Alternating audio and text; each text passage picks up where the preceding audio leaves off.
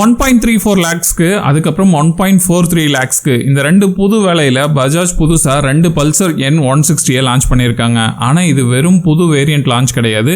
ஏன்னா இத்தனை நாளா நமக்கு தெரிஞ்ச N160ல இருந்த 2 வால்வ் இன்ஜினை விட்டுட்டு புதுசா 4 valve engine, right by wire, riding modes, crawl technology, அதோட டாப் வேரியன்ட்ல TFT display, Google maps, traction control வரைக்கும் கொண்டு வந்திருக்காங்க. அதுவும் பழைய N160 சேல்ஸ்ல இருக்கும்போது பஜாஜ் கம்பெனி ஏன் N160க்கு இவ்வளோ பெரிய அப்கிரேட் கொடுத்துருக்காங்க, முக்கியமா 1.43 lakhs கொடுத்து N160 SS வாங்குறது உண்மையாலுமே ஒர்த்தா அப்படிங்கிறது தான் இன்னைக்கான வீடியோல நம்ம டீட்டெயிலா பார்க்க போறோம்.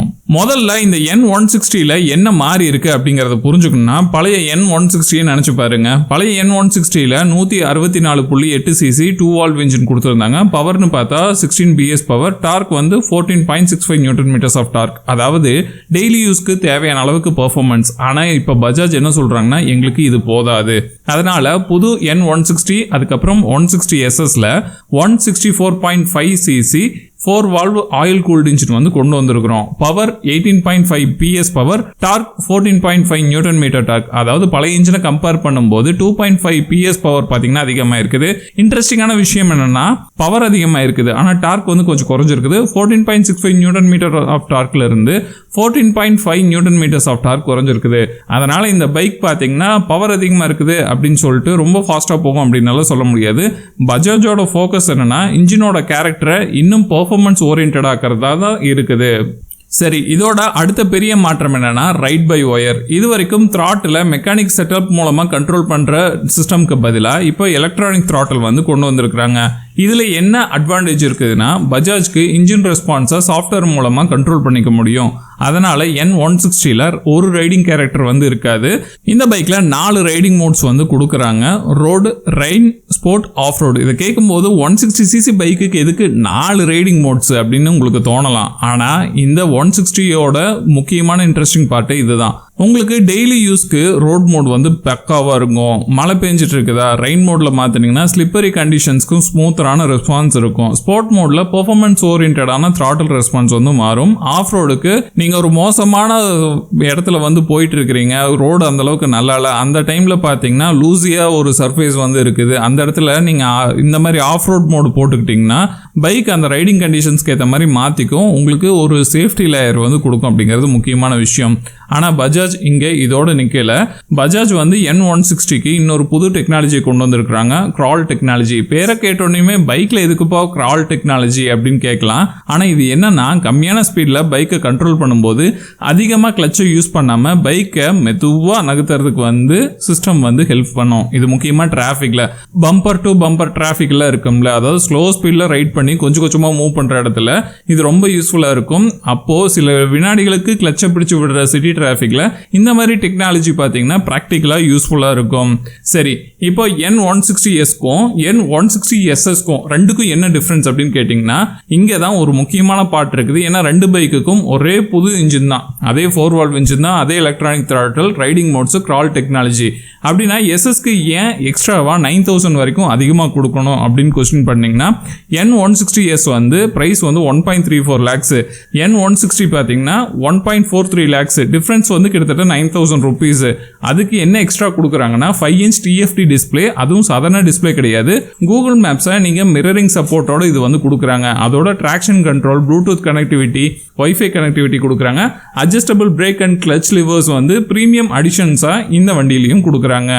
இதுல ரொம்ப இன்ட்ரெஸ்டிங்கான பார்ட் என்ன தெரியுமா, ட்ராக்ஷன் கண்ட்ரோல் தான். ஏன்னா 160cc செக்மெண்ட்ல இருக்கிற ஒரு பைக்குக்கு இந்த ஃபியூச்சர் கொண்டு வந்திருக்கிறத கேட்கும்போது பைக்கை வந்து கொஞ்சம் பிரீமியமா ஃபீல் பண்ண வைக்கும். ரோடு ஸ்லிப்பரியா இருக்கும்போது ரியர் வீல் கிரிப் குறையாம இருக்கிறதுக்கு இந்த சிஸ்டம் வந்து ஹெல்ப் பண்ணலாம். ஆனா ஒரு விஷயத்தை நீங்க மறந்துடக்கூடாது, ட்ராக்ஷன் கண்ட்ரோல் அப்படிங்கிறது எக்ஸ்ட்ரா ஒரு சேஃப்டி லேயர் தான். இந்த டெக்னாலஜி உங்களை பிசிக்ஸ்ல இருந்தாலும் காப்பாத்தாது. இந்த ஒரு டெக்னாலஜி இருக்குதுன்னு சொல்லிட்டு நீங்க உங்க இஷ்டத்துக்கு ஓட்டினீங்கன்னா ஆக்சிடென்ட் தான் நடக்கும். சரி, இந்த பைக்கோட டிசைன் அப்படின்னு பாத்தீங்கன்னா பெருசா எந்த சேஞ்சஸும் தெரியாது. அதுவும் ஒரு இன்ட்ரெஸ்டிங் தான். வெளியில இருந்து பார்த்தா இது பல்சரோட புது N160 அப்படின்னு சொல்ற மாதிரி எதுவுமே கிடையாது. டிசைன்ல எந்த சேஞ்சஸுமே கிடையாது. ஆனா முழுக்க முழுக்க அப்கிரேட் பாத்தீங்கன்னா இன்ஜின் மாதிரி இருக்கு, த்ராட்டில் சிஸ்டம் மாதிரி இருக்கு, எலக்ட்ரானிக்ஸ் அதிகமா இருக்குது. முக்கியமாக சஸ்பென்ஷனோட ஹார்ட்வேர் வந்து மாறி இருக்குது. ஏன்னா 37 மில்லிமீட்டர் யூஎஸ்டி ஃபோக்ஸ் வந்து கொடுத்துருக்காங்க. அது மட்டும் இல்லாமல் பெரிய 300 மில்லிமீட்டர் ஃப்ரண்ட் டிஸ்க்கு கொடுத்துருக்காங்க. அதாவது பவர் அதிகரிச்சதுக்கு ஏற்ற மாதிரி பைக்கோட கண்ட்ரோல் அதுக்கப்புறம் பிரேக்லேயும் அப்டேட் வந்து கொடுத்துருக்காங்க. இப்போ இன்னொரு முக்கியமான விஷயம் வந்து உங்களுக்கு வரும், N160S வாங்கலாமா இல்லை N160SS வாங்கலாமா அப்படின்னு சொல்லிட்டு. பழைய ஸ்டாண்டர்ட் N160 வாங்கினாலே உங்களுக்கு போதுமா, அந்த 2 வால்வ் இன்ஜினோட இருக்குது இல்லை. இப்போ வந்து இதுதான் இருக்கிறதுலே உண்மையான கொஸ்டின். ஏன்னா 3 ஆப்ஷனும் 3 விதமாக இருக்குது. ஸ்டாண்டர்டான 160 இன்னமே மார்க்கெட்டில் வந்து கண்டினியூ பண்ணுறாங்க பஜாஜ் கம்பெனி. அதில் 2 வால்வ் இன்ஜினோட தான் கொடுக்குறாங்க. அதாவது எனக்கு அதிக எலக்ட்ரானிக்ஸ் வேணாம், எனக்கு ஒரு நல்ல லுக்கிங்கில் 160cc பைக் வேணும் அப்படின்னு டெய்லி யூஸ்க்கு வந்து இருந்துச்சுன்னா போதும்னு எதிர்பார்த்தீங்கன்னா, பெர்ஃபார்மன்ஸ் போதுமான அளவுக்கு இருக்கிறதே போதும் அப்படின்னு எதிர்பார்த்தீங்கன்னா ஸ்டாண்டர்டான 160 வந்து உங்களுக்கு பெட்டரான ஆப்ஷன்.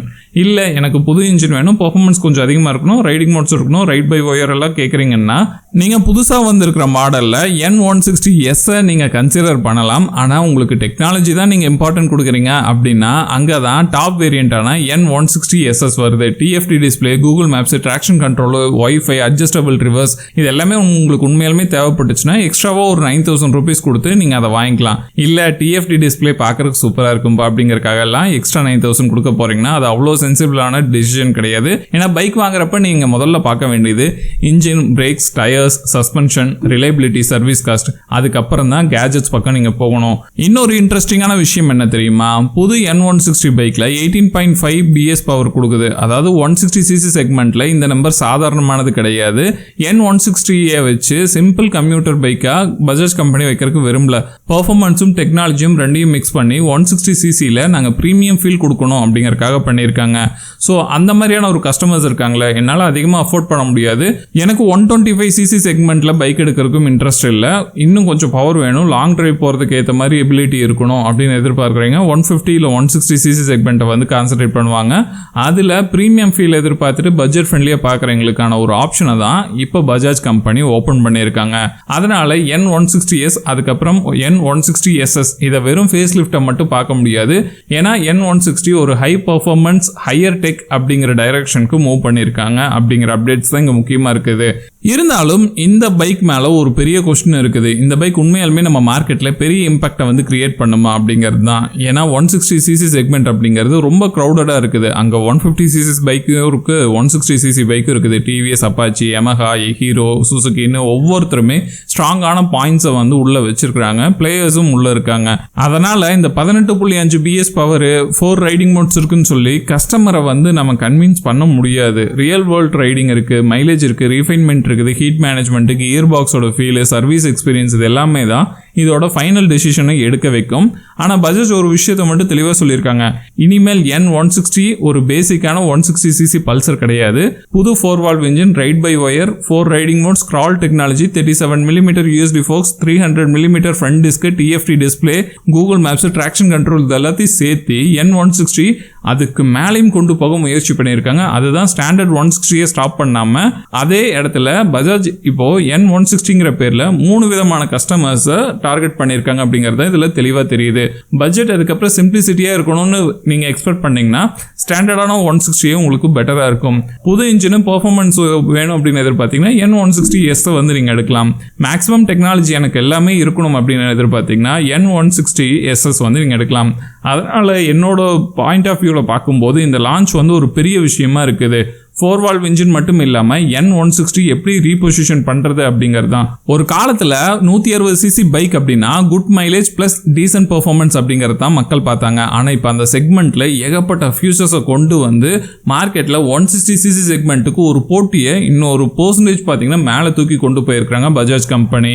இப்போ கடைசியாக ஒரு கேள்வி, இப்போ 1.5 lakh உங்ககிட்ட பட்ஜெட் இருக்குது, எங்கிட்டையும் அதே பட்ஜெட் இருக்குது, இந்த 3 ஆப்ஷன் வந்து இருக்குது, நீங்கள் எந்த பைக்கை வாங்குவீங்க அப்படின்னு கேட்டோம்னா என்னோட சாய்ஸ் என்ன தெரியுமா, N160S தான். அது மட்டும்தான் எனக்கு வேல்யூ ஓரியன்ட் மாதிரி எனக்கு தெரியுது. ஏன்னா புது 4 valve engine, right by wire, riding modes, crawl technology, இது எல்லாமே கோர் அப்டேட்ஸ் வந்து கிடைக்குது. எஸ்எஸ்க்கு எக்ஸ்ட்ராவாக ஒரு 9,000 கொடுத்தா பிரைமர்லி சொல்கிற மாதிரி TFT display, Google maps, traction control, இன்னும் ப்ரீமியமான எலக்ட்ரானிக்ஸ் எல்லாத்தையும் வாங்கலாம். பட் என்னன்னா அது முக்கியம்னு எனக்கு தோணுச்சுன்னா நான் அது பக்கம் போகலாம், இல்லைன்னா எனக்கு 160S எனக்கு போதுமானது. நீங்கள் பழைய N160 அப்கிரேட் பண்ணணுமா அப்படின்னு கேட்டிங்கன்னா அங்கே தான் ஒரு விஷயம் இன்ட்ரெஸ்டிங்காக இருக்குது. ஏன்னா புது N160 உண்மையாலுமே அப்கிரேட் இன்ஜினில் தான் இருக்குது. அதனால் பழைய N160 வச்சிருக்கிறீங்க எனக்கு இன்னும் அதிக பெர்ஃபார்மன்ஸ் வேணும் அப்படிங்கிற மைண்ட் செட் இருந்தால் மட்டும்தான் அதை அப்கிரேட் பண்ணலாம். இல்லைன்னா புது டிஸ்பிளே கிராஃபிக்ஸ்க்காக மட்டும் பைக்கை மாற்றணும் அப்படிங்கிற அவசியம் கிடையாது. மொத்தத்தில் N160 கொஞ்சம் கொஞ்சமாக மேலே கொண்டு போகல, ஒரே தடவையில் இன்ஜின்ல இருந்து எலக்ட்ரானிக்ஸ் வரைக்கும் பல இடங்கள்ல அப்கிரேட் பண்ணியிருக்கிறாங்க. இப்போ இந்த பைக் ஒரு நல்ல 160cc பைக் அப்படிங்கிற கேட்டகரியில இருந்து டெக்னாலஜி லோடட் பெர்ஃபார்மன்ஸ் 160 அப்படிங்கிற டைரக்ஷனுக்கு போயிருக்கு. இனிமேல் 160cc செக்மெண்ட் அப்படிங்கிற ஒரு செக்மெண்ட்டுக்கே பஜாஜ் கம்பெனி வார்னிங் கொடுத்துருக்காங்க. இதுக்கு மேலே கஸ்டமர்ஸ்க்கு இம்ப்ரெஸ் பண்ணணும்னா கண்டிப்பாக எல்லா கம்பெனியும் ப்ரீமியமான ஃபியூச்சர்ஸ் கொடுக்கணும் அப்படிங்கிறது தான் இங்கே ஸ்ட்ராங்கான வார்னிங் சிக்னல். ஓகே நண்பா, இந்த வீடியோ அவ்வளோதான். இந்த வீடியோ பற்றின உங்களோட ஒப்பீனியன் எதாக இருந்தாலும் கமெண்ட் செக்ஷனில் பதிவு பண்ணுங்க, நானும் தெரிஞ்சுக்கிறேன். அடுத்த வீடியோவில் சந்திக்கலாம். டாடா.